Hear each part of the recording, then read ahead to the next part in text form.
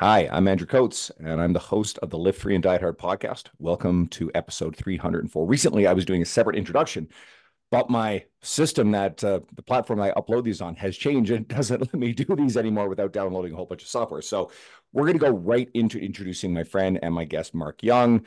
As far as I'm concerned, I'm long overdue for having Mark on here. He's been in personal training for a really, really long time. You're from Hamilton, Ontario. You got a degree in kinesiology. You actually did I was digging around, graduate level research that got published in the European Journal of Applied Physiology. That's actually kind of cool and unique amongst personal trainers.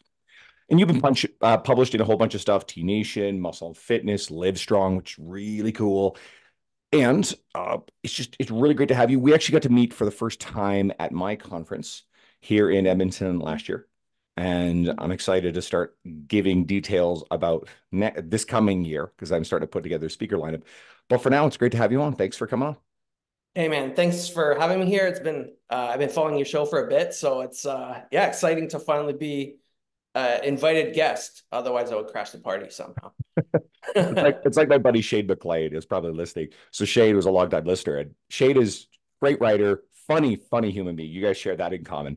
So I had to set him loose, and he was absolutely giddy, but he was such a good guest, and I was really happy to share him with a lot more people. Great writer, very prolific writer, and he's the connection that got me into muscle and fitness. So it means a lot to me. Wow. Okay. I don't know if you remember David Barr.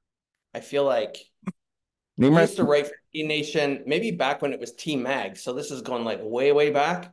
Um, Back in the like early John Berardi, Sandra Forsyth, like that, the early T Mag gang. And then anyway, Dave kind of connected with the people that were at.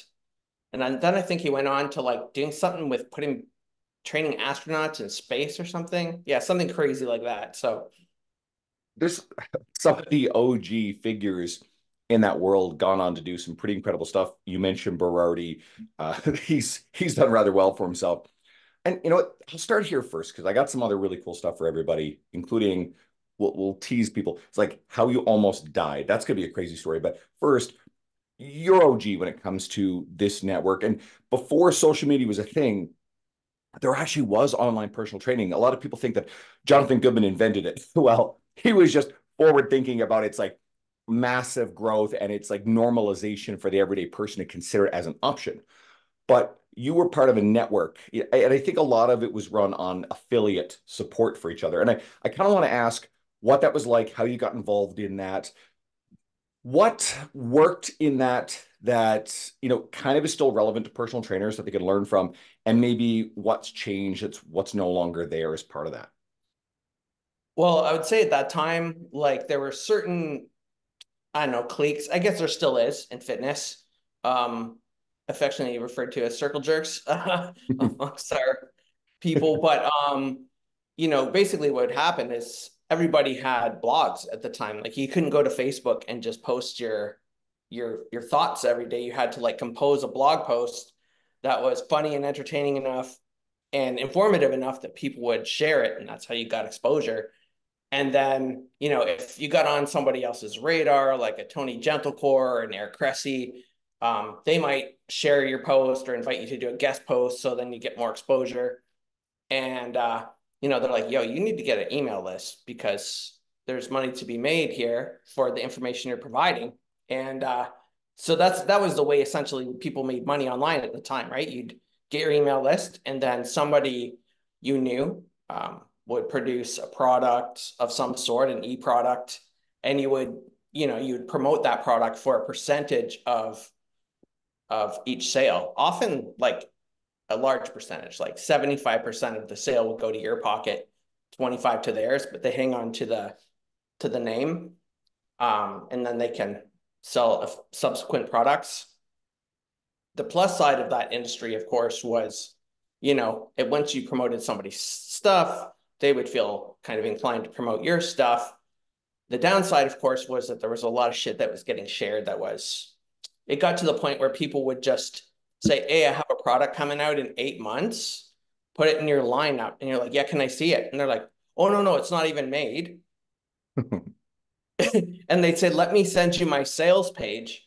And you'd look at their sales page and it had testimonials from other coaches and trainers who are like, this is the best product on XYZ I've ever seen. And you're like, didn't you just say it doesn't exist? They're like, yeah, but he just wrote that for me, knowing it's going to be good. So that whole area started getting a little murky for me. I didn't like the I'll scratch your back, you scratch mine kind of approach.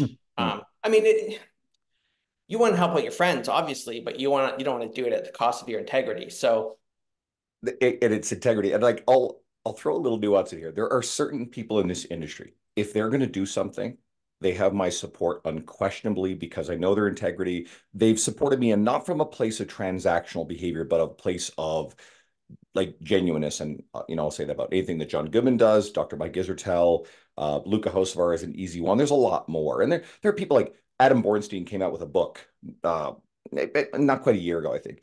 And I've been following Adam and sharing his stuff for forever. I got to meet him briefly in 2017 at Luca's event, and then we reconnected. It was actually Luca that put him on to me to help promote the book. And that was a no-brainer. It's like, yeah, like before I even read it, I know this is going to be good. The guy's done nutrition at a very high level for so long, no issues with endorsing it. But I know what you mean. I know that like there are people that are getting into the network, and it's just an expectation that you share it no matter what, regardless of the character. And while I won't say any names, like there are some good people who are part of those networks. I remember, you got guys like Dean Somerset involved with it. Bornstein was involved in that stuff. There's a lot of us. There are a couple of names that I won't say on air that I'm like, I know there are some major integrity issues with those individuals, and I would have been uncomfortable sharing their work. yeah, that's kind of it. You got to a point where I was just like, you know what, this isn't my vibe anymore. But I will say the one thing that we did do very well back then was capture email addresses. And now with social media, people, as I think you found out recently, Woo! you know, you can have tens of thousands of people on socials, but at any moment, your social media provider can just shut you down, and then those aren't your addresses anymore, right? And then you've lost tens of thousands of names that you've spent all that time trying to acquire. So getting emails, we did well. Mind you, it was a lot easier to get in people's inbox at the time too, right? And get seen. Absolutely, because I mean, it was the way that people communicated. Right now, social media I think replaces a lot of that, even if it isn't, at a superficial level. And for reference, for anybody who I think I'm pretty sure I mentioned this last episode, but what you're referring to is, yeah, I was, and it wasn't like personally at me. I just happened to get on the radar of someone who does these sort of attacks and extortion things. It all worked out. I was able to restore my account, but I was targeted and taken down for a couple of hours on Instagram, which was like, what the hell's going on here? I'm getting this message saying your account is permanently suspended because you violated community guidelines. It didn't say what I'd done. I'm like, listen, I'm really well behaved and very careful with Instagram because I know this kind of crap. So anyway, it all got Must have been resolved. those pictures. Must have been those pictures you were sending me in the DMs. Exactly, right? Like, Yeah, yeah. yep, tons of that stuff. And then my buddy Brad Jensen, the sober bodybuilder, he got hit shortly there afterwards, and it's all related. We believe it's all coming from kind of the same problem. Anyway, but that you're right. It's this sort of thing can happen, and I know other people who've lost their accounts and weren't able to get it restored. So email lists still important. I still think that the quality of the relationship and the quality of information is key. And what you're alluding to is if you're I've got a presentation literally coming up this weekend in Dallas, and it's about social media. And one of the philosophies I'm going to share on this is talking about building a bank of grace with everybody. And it's about making a lot of deposits.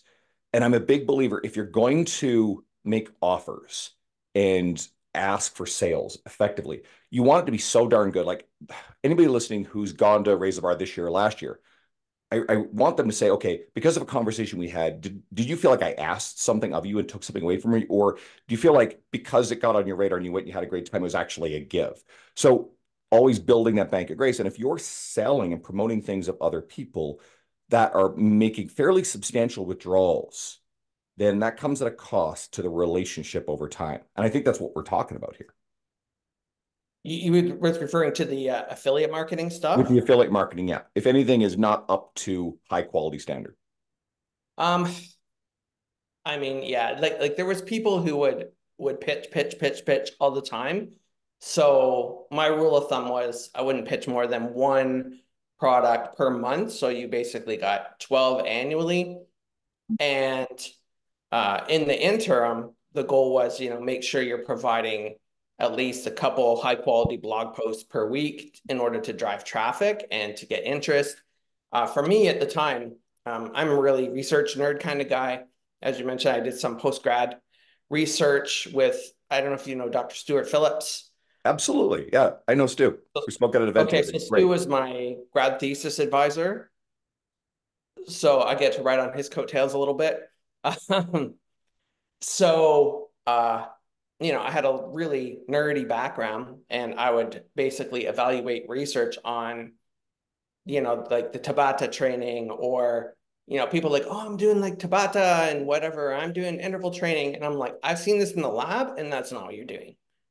Like doing sets of 8 seconds front squats with dumbbells and then resting for 12 and 8 seconds. I'm like, that's not Tabata training. Like if you see it in the lab, people are throwing up, right? Like it's on a bike, it's like 140% VO2 max for 8 seconds, 12 seconds rest, and then go again. I feel ill just Like, thinking about it. so, I was like, I would look at the study and look at people were doing and kind of illustrate the discrepancies and try to like provide evidence.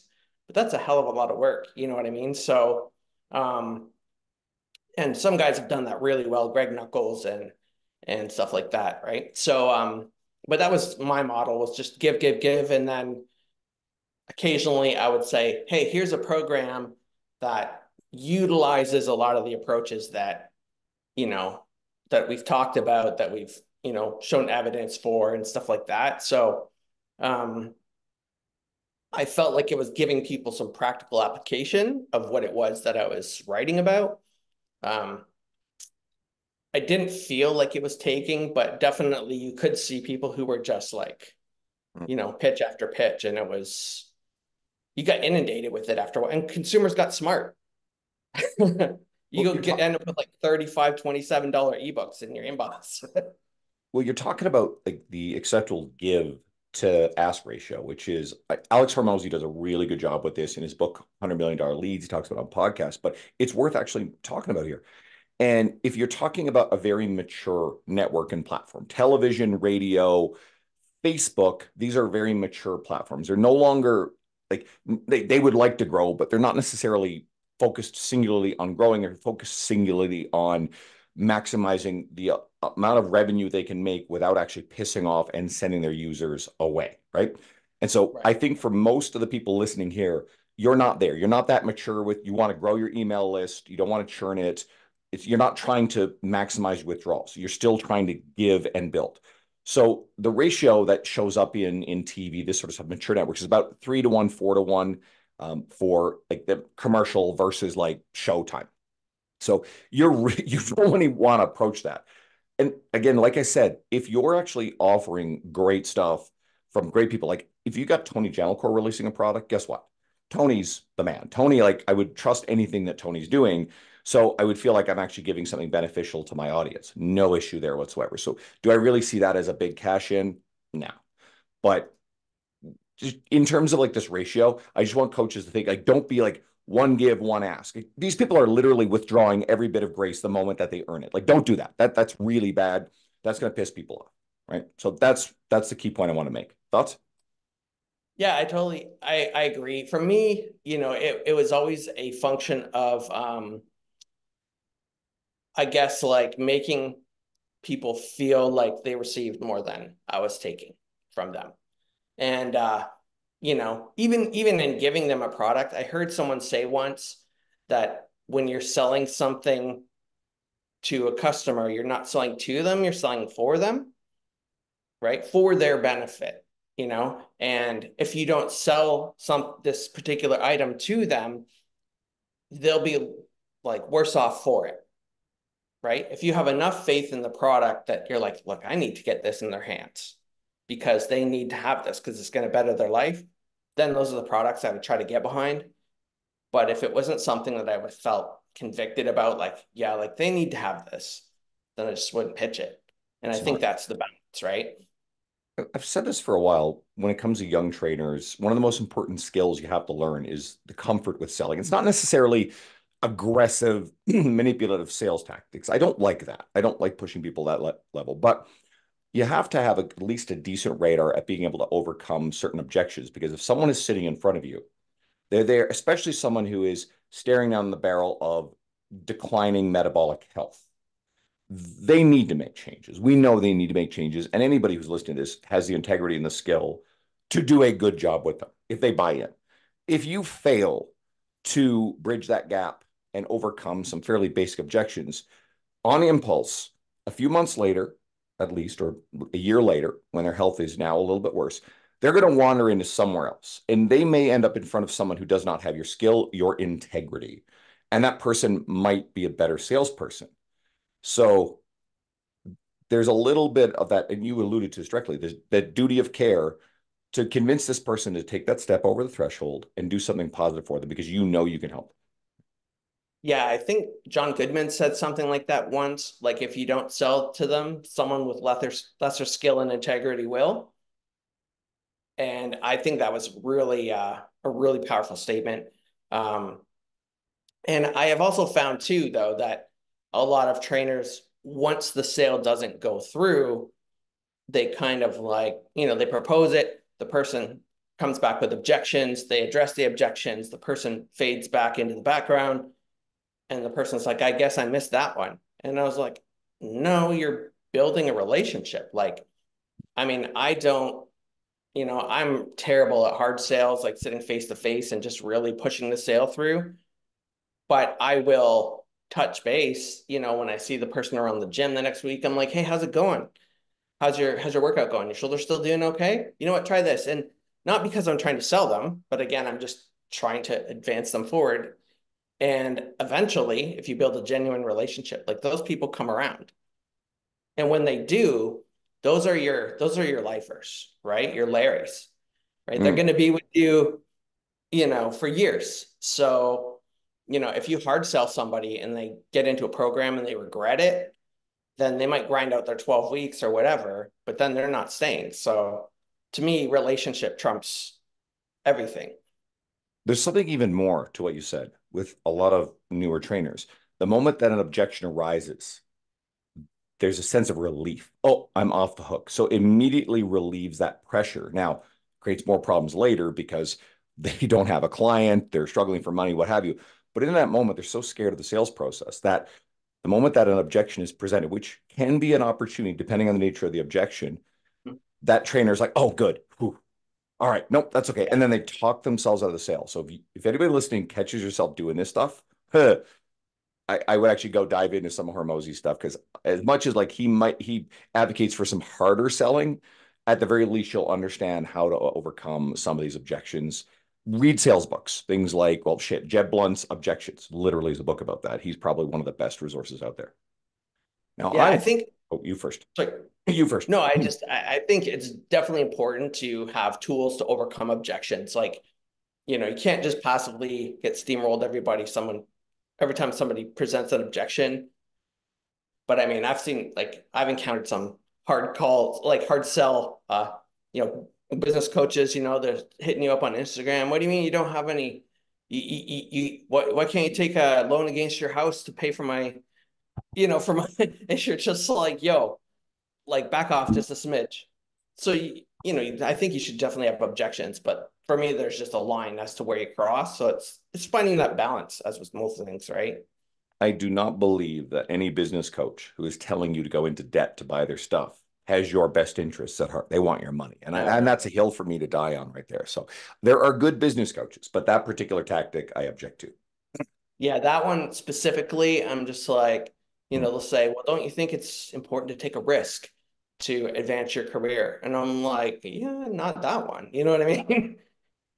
Listen, there are so many, it's inefficient, but there are so many free and low cost and high value resources out there for coaches. I came up through and I never bought the expensive business coach. In fact, anybody listening, I wrote an article recently for Muscle and Fitness. My editor, Jeff Tomko, wanted me to write this.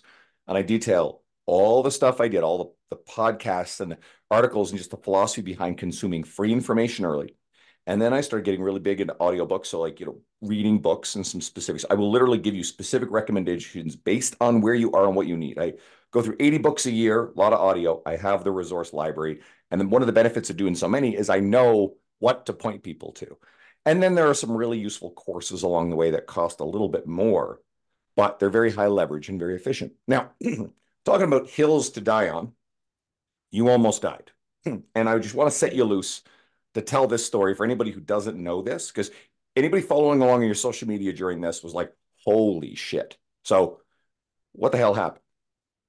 Yeah, so just stop me if you have questions. I just prattle on through this, but basically I had a heart valve leak since I was 19. It's the aortic valve, same valve that Arnold had surgery on. Since we're like pretty much the same, I thought it would go really well. Um, in July of 2022, I went in to have the valve replaced. They're like, Mr. Young, you will be in and out in 5 days. And I'm like, all right, cool. I got stuff to do. And they put the mask on. You count back from 10. And as it turns out, I didn't wake up from the anesthetic for 5 weeks. During that time, a whole bunch of things happened. So apparently the surgical procedure went fine, but then the right side of my heart, for whatever reason, didn't do whatever it's supposed to do. So I ended up in cardiogenic shock, which caused this multi-system shutdown. So my kidneys failed. I went on kidney dialysis. My lungs failed. They had to do a tracheotomy and put me on a ventilator. At one point, eventually basically all my systems failed. So they had to put me on this thing called ECMO, which is basically like external life support. So you have a tube that goes basically into your kind of groin, up near your groin on one side, and all the blood from your body goes out through that tube through a machine that oxygenates your blood and then puts it back in the other side. So the plus side of this machine is that it keeps you alive. The downside of the machine is that it throws off clots, which might also kill you. It was a necessity, so they didn't really have a choice, but at the same time, not great. So I ended up having 4 strokes from the clots that came off from there.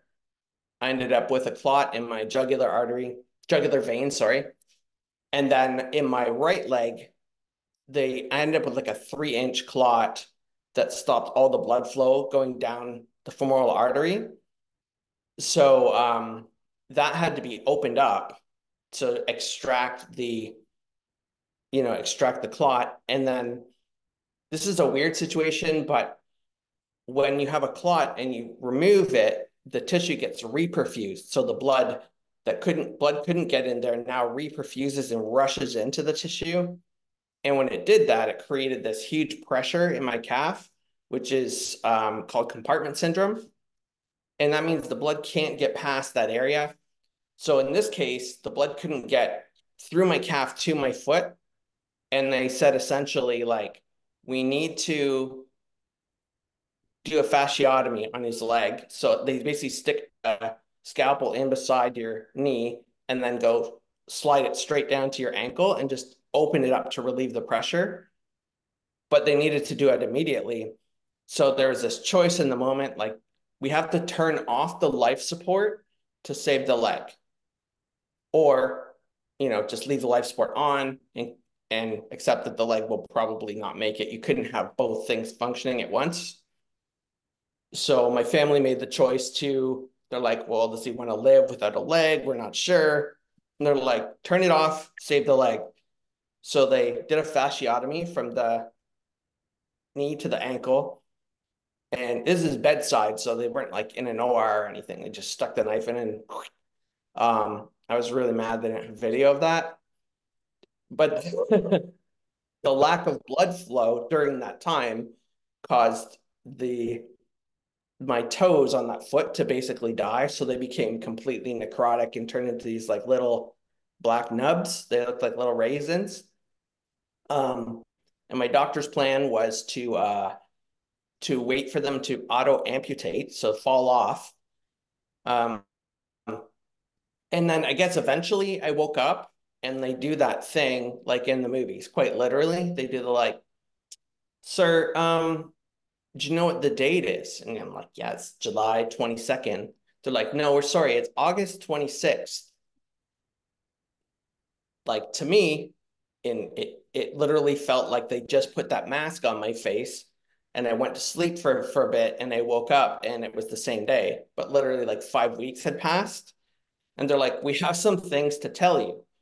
And then all the stuff I just told you is the stuff that they're telling me after waking up after 5 weeks of being in a coma. So it's a lot to take in. Um, and then obviously, then they're like, by the way, your right leg doesn't work. You're paralyzed from the hip down. Um, and they didn't see any hope of it recovering. So they were really pushing me to amputate. And I don't know if you know Travis Paulin. I do. Yeah. Um, Yeah. yeah, so he's a biomechanics dude. He's got like a prosthetic limb, and I'm like texting Travis, like, bro, what do I do? You know what I mean? Give me some advice. You know what I mean? Do I do this? Do I not do this? What kind of like robo leg can I get? Um, so we had a good talk. Went back to my doctor and it's like, I kind of planning to keep my leg. And he's like, what do you think you're gonna do with it? And I was like, well, I'm thinking I'm gonna walk on it. And he says, nah, it's not gonna happen. So we're at about 18 months post hospital now, and I'm walking around my house with no brace on my leg. I still wear it out because I am in Ontario and I don't want to fall on the snow and wipe out. But I do have a follow up with this doctor at the end of the month, and I'm planning to walk in with no brace on my leg because I thought that would be fun. Yeah, so I mean that's the short summary. I'm sure there's a million more things, but that's essentially, I spent the better part of the last year and a half rehabilitating my body. I lost 45 pounds of lean mass. Um, so I just spent that last year fighting to regain my strength and regain capacity to walk. Well, it was quite something to see, because I remember when you on your social media committed to coming to my event, I'm like, holy shit, all right. And then, of course, you're walking in and you've got the brace on, but it was really cool to see you. And given the fact that like a lot of us were like following these updates, and I think at the time it was like your wife was posting these things, right? Mm-hmm. Right. Yeah, So anyway, it was like, what the hell's going on? I'd be like, I'm here thinking, oh, he's dead. Like he's not making it out of this one. he's So, dead. Yeah. and I laugh because like you're telling this whole story, like it has a bit more of a somber tone here today, but you're at our event. We're standing around as like what 10 people there, and it's like a stand-up comedy routine because you're just making light of the whole damn thing. Well, I mean, it did happen to me, but I wasn't there, right? Like everyone's like, that must have been horrible. I'm like, bro, I don't know. I was sleeping, right? Like I came back and they're like, this shit happened. And I'm like, huh, well, that's inconvenient. I got shit to do. But I mean, the doctor, like when they wanted to amputate my leg, they're like, well, we can't just leave this indefinitely, right? We need a time course. And I was like, so you're saying we need a cutoff date? And I thought that was hilarious. Um, the doctor kind of laughed awkwardly, and then the residents are in the back, like, is this guy joking about cutting his leg off? Like, I like, got funny. And that's funny. So he played CFL football for a long time. His name is Jeff Hecht, and Jeff is really into Brazilian jiu-jitsu. So I think it was a couple of years ago. I find it from one of our other friends because Jeff could literally be terrible shit's going on, and he just won't tell anybody except like his closest people, and even then, reluctantly. So I find out that he had compartment syndrome as well, and it was from something in Brazilian jiu-jitsu. He's so damn fit that he's going around, and like, I think he weighed in like 15 hours later. Like you just know something's really wrong and getting worse. Goes in, gets diagnosed with compartment syndrome. They do the fasciotomy on him, both sides slashed open, big like red open scars on his leg. And so I hear about this. So I'm texting him like, hey man, are you okay? He's like, oh yeah, no, right now there's 50-50 chance I lose my leg. And his next thing is like, well, if that happens, I'll just play murder ball, wheelchair basketball, right? Just like matter of fact, no big deal. No fucks Yeah, given. you're gonna And, figure something out. I mean, but and I think there's something here. The commonality is fit, active lifestyle. Given the state of our world, you guys are no longer the average. In fact, you're probably relatively extreme outliers. You work in the fitness industry, Jeff, dedicated fitness, strong, fast, agile, like a 5'10" white Canadian football player who had a very long career into his almost late 30s in CFL football, right? That doesn't happen. So he's an outlier to say the least. So that level of physical fitness probably has a lot to do with the capacity to recover from this type of thing. yeah, it changed my perspective of strength training. I mean, when I was, in my 20s, I was like, I just want to look good naked. And then, I kind of got into my like late 30s, early 40s. I'm like, okay, I just want to be, healthy enough to play with my daughter and grow old and functional. I never in my life imagined that having strength trained and been active my whole life was going to save me from a critical illness. Like it wasn't one of the things on the list of benefits of strength training I had really considered. But I went in, so I'm 5'4". I went in at about 185 and I left the hospital at about 140 pounds. There's something here. I want to touch on this because I just did a presentation. I did this at Olympia U, and I did it for Mike T. Nelson's thing. But it's reserve. It's this concept of reserve that I think a lot of people don't understand. It shows up at a couple places. So the presentation was on like the major metabolic long-term health risks and the relationship with strength training. And so for cancer, this is really good stuff. So there's a very solid relationship here between having more muscle and surviving cancer treatment because you have a reserve. During that, you're going to be sick. People atrophy. I can't remember the exact term, but there's a specific term for the muscle wasting during cancer treatment. Cachexia. Thank you. That's it. Exactly what it is. You'd know. So that is a big deal whether people will survive it. If someone starts out with very low muscle mass and goes into the situation, they don't survive this stuff, right? Someone comes in with a lot of muscle. And then another one, it's related, but when it comes to neurodegenerative disease, is movement reserve, which relates obviously to motor neuron, but that's going to have a strong relationship with muscle mass too. And it means that you preserve more of these functions longer, even though you can't stop, also the progression of Alzheimer's. So you have a lot more runway. And so if we think in terms of muscle reserve, movement reserve, motor neuron, what have you. And I will say this, like I'm sure that your dedication to fitness and the amount of muscle mass you had saved your life during this. Do you Yeah. agree? You think you'd be dead if Yeah, the doctors basically said they're like, if you came in at 145 pounds and like no lean mass to give, and then this happened and you dropped 40 pounds, like you wouldn't have been able to withstand, what you went through. Like your body wouldn't have made it. And so just having, like you said, that reserve, that capacity to kind of tap into was just a blessing. Like that's quite literally one of the major reasons I'm here. And more than that is the fact that because I had been strength training and active for so long, it enabled me to make a recovery that maybe other people wouldn't have been able to make. Like I regained 30 of the 45, pounds of lean mass that I lost over the period of, 18 months. Right. So to regain 30 pounds of lean mass, it's a slog, especially if it's brand new lean mass. But if you had it previously, your body just, I'm sure you're aware of like when there's still this argument, I guess, about whether you can create new muscle cells, but within each muscle cell, as you strength train, you can produce more nuclei in each muscle cell, right? the And even donation of though, satellite cell nuclei to the muscle cells? right, so that they can produce more protein and hypertrophy the muscle. But if the muscle, atrophies, like in my case, when you have to regain, you start strength training again, you already have the nuclei remaining, so you're able to regain that muscle and strength quicker than you otherwise would have.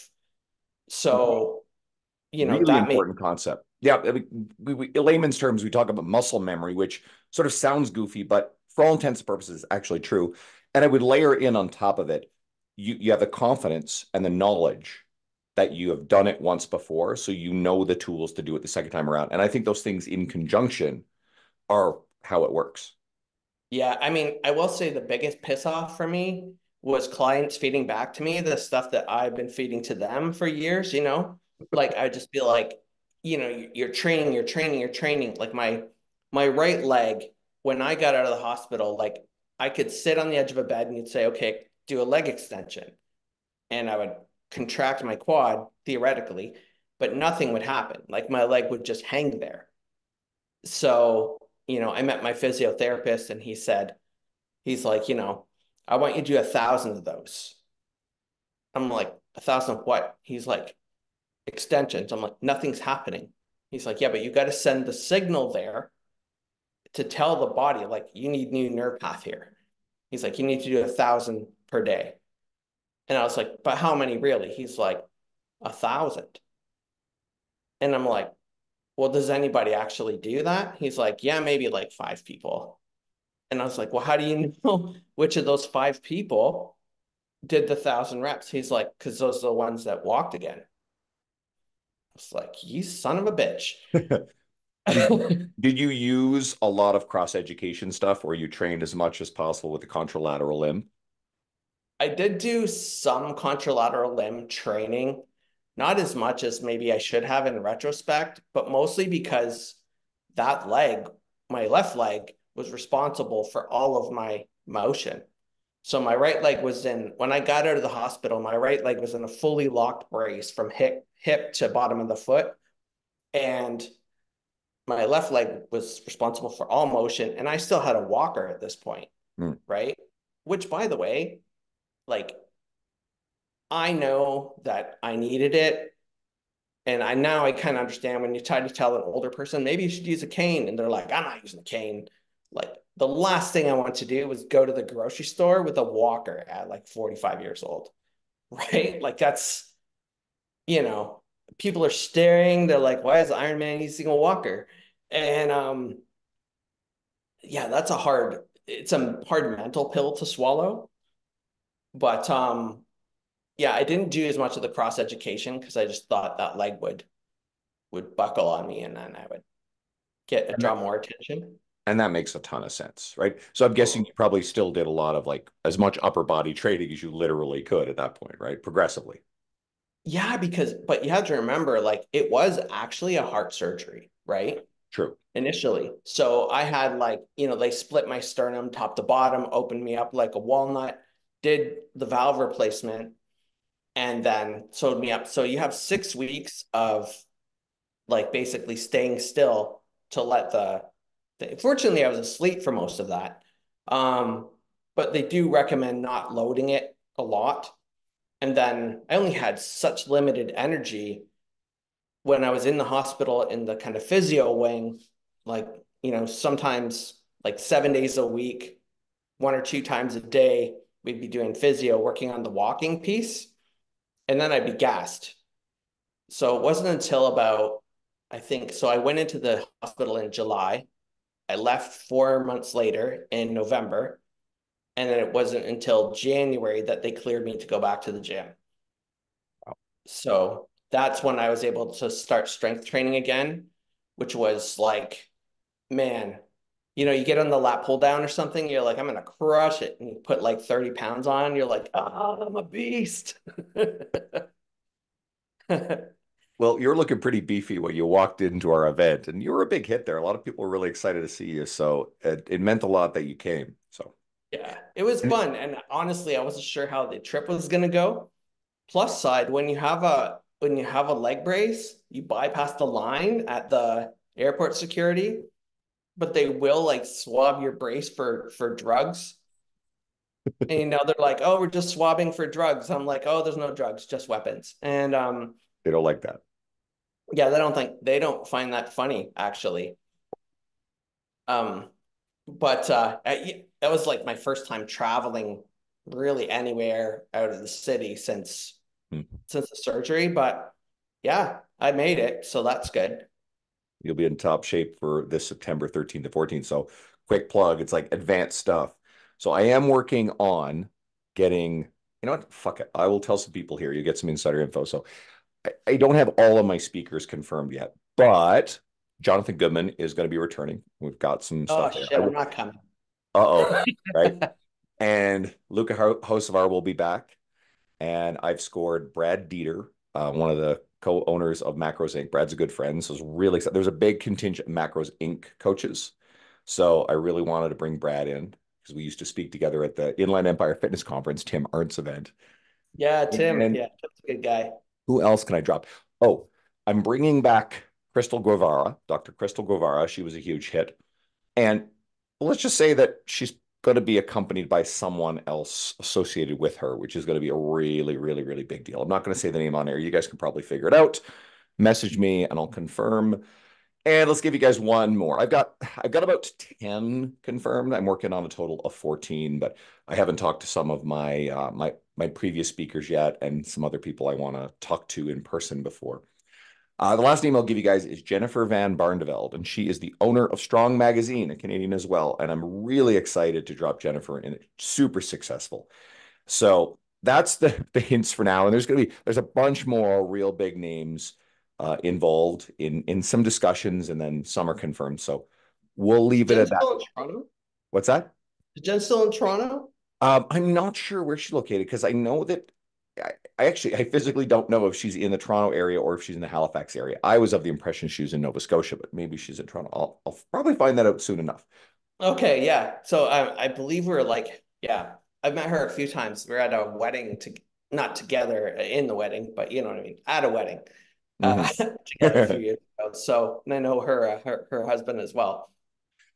Well, I'm looking forward because I was hoping to include her last year, but the scheduling didn't work out. So I think Yeah, she'll be that's great. just what she's accomplished is cool. So I'm looking forward to everybody in attendance getting the lessons from her and everybody else involved. So hold your breath. I will probably start making some announcements in the near future.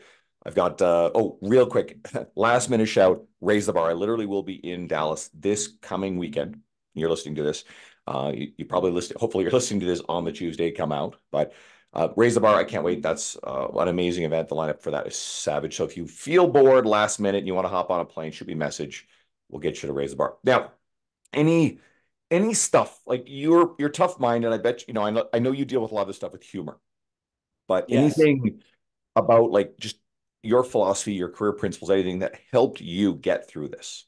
Anything useful for other coaches who are stressed out because maybe they're going through a rough patch in their career or their life and they're hearing this story going, wow, okay.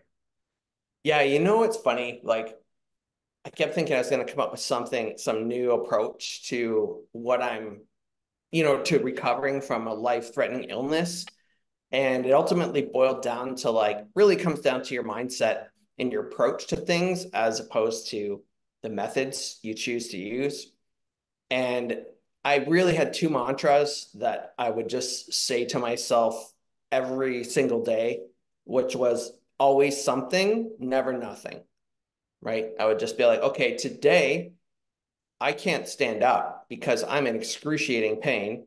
And by the way, in the hospital here, they wouldn't give me even extra strength Tylenols. I had to get regular strength Tylenols because they're worried about my liver. Anyway, I smuggled my own in. So,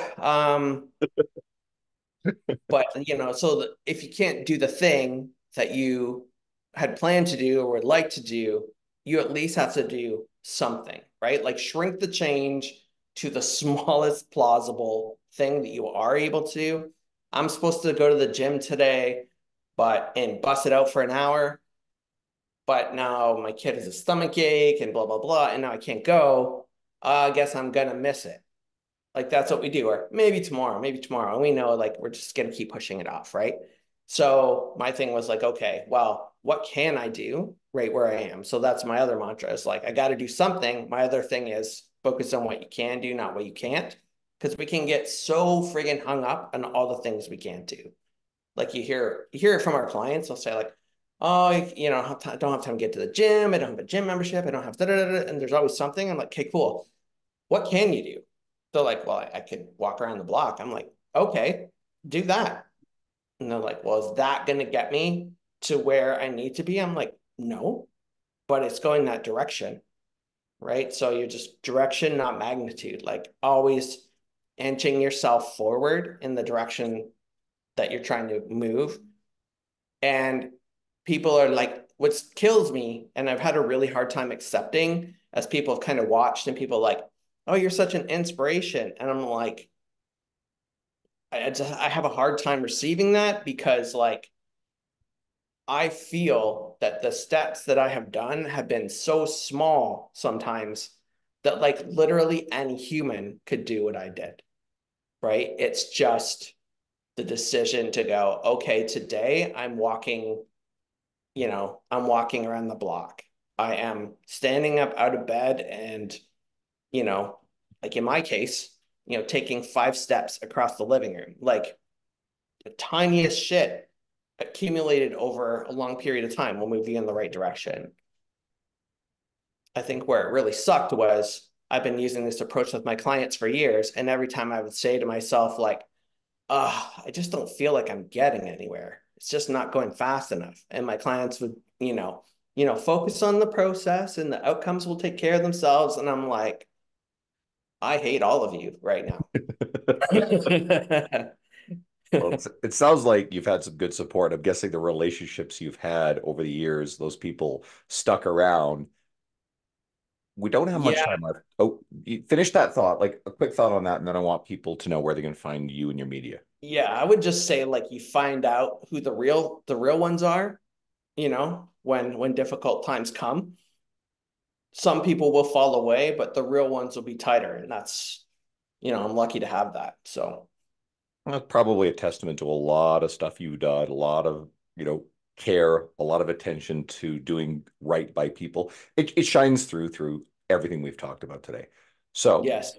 all the coaches listening, you guys really do need to go and connect with Mark and see what he's doing. He's really old school, still in the game. So there's lessons in all that stuff. So where do people find you? Yeah. So the easiest place to find me is out of my website, markedtoinspire.com. From there, I mean, I don't really post a lot of stuff there, to be completely honest, just a landing place. From there, it'll point you out to like my Instagram, Facebook, just socials. I'm pretty active on there, either posting fitness related stuff or recovery related stuff or currently stand-up comedy related stuff. I'm kind of all over the map, but trying to find a balance in life and include people on the ride. I appreciate you coming on here. I really want to share the story because we were like sitting around this table and howling at the way you were telling the story, even though it was also like, am I supposed to be laughing at this? But you were the one laughing. So it's like, okay, I think this is all right. But it is inspiring to say the least, right? And I, I'm glad we teased out a lot of literal like training lessons that I think the trainers here are gonna be like, okay, cool, that stuff's relevant to clients as well, especially like the muscle and movement reserve stuff. I wasn't even thinking about Yes. that. Guys, like that stuff, really, really big. Okay. Like use that with clients. So, everybody listening, guys, thank you again. I really appreciate you tuning in. As I've been saying recently, my goal in 2024 is to get this podcast in the hands of more people. So, there's going to be some trainer, there's going to be someone in your life, some client who is going to hear this episode. You know, it's going to be useful to them. Share this episode with them, share Mark with them, please. That will go a long way. And like, if everybody who listens, like, shares this with one person, it literally doubles the audience. It never works out that way, but that'd be kind of cool, right? Imagine if I could double the audience every episode. That'd be like Chris Williamson type territory. Anyway, thank you guys so much. Mark, appreciate you. And I'll likely see you in September if all works out.